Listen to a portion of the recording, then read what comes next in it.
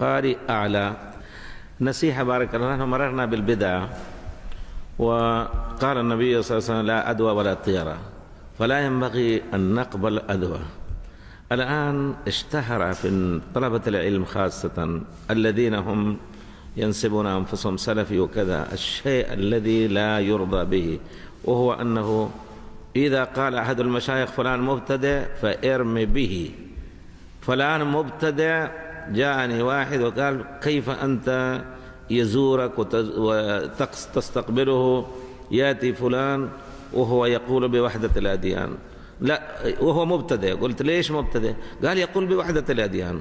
قلت: يا أخي، إذا قال بوحدة الأديان فهو كافر ليس مبتدع، قل كافر. سكت.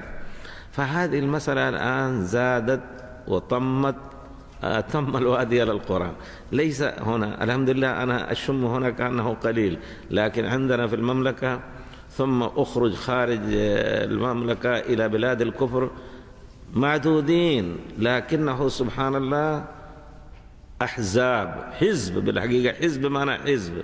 إذا قال الشيخ الفلاني فلان لا تأخذوا منه، ولو ترك كتابا شرحا من أحسن الكتب لا تقرأوا واتركوه لأجل خطأ.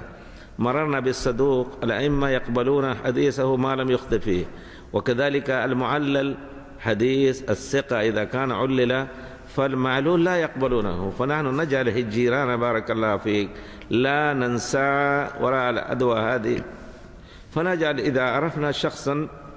الألباني رحمه الله كان يدعو إلى كشف الوجه وكذا، ما قبلناه، ما نقبل، لأن أدلة عندنا يعني نقول واضحة وكذا، لكن إذا كان الناس يعني يقبلون فنقول لا نتخالف ولا نتحزب لأجل هذا.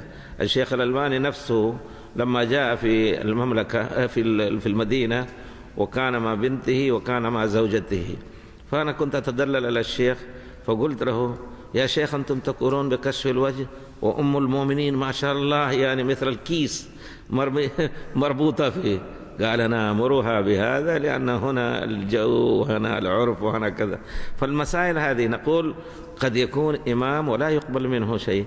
فإذا عرفنا من أحد من طلبة العلم يكون قد أخطأ في الكلام، وجاء بعض المشايخ يقولون لا تقربوا منه، اهجروه، مبتدع وكذا، ينبغي ألا ندخل في مثل هذه إن شاء الله، ونأخذ ما صفى ونتركه ما كدر، وهو مهما كان فمنهجه صحيح. قد يخطئ الإنسان في تطبيق المنهج، ولذلك نجد أن هناك شخصيات قد تركه وهجره بعض المشايخ، والأكثرون اعتذروا لهم، ما هو كذا، موجودين.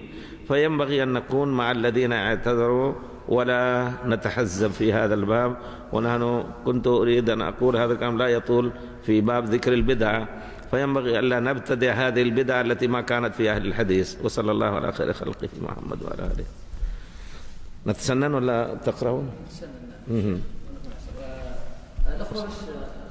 هذه أسئلة بعد الصلاة بربع ساعة إن شاء الله. بعد العصر قالوا أننا نرجع، فنكمل هذا، واحفظوها، أنت خليك أمين لهذا. سبحانك اللهم وبحمدك، أشهد أن لا إله إلا أنت، أستغفرك وأتوب.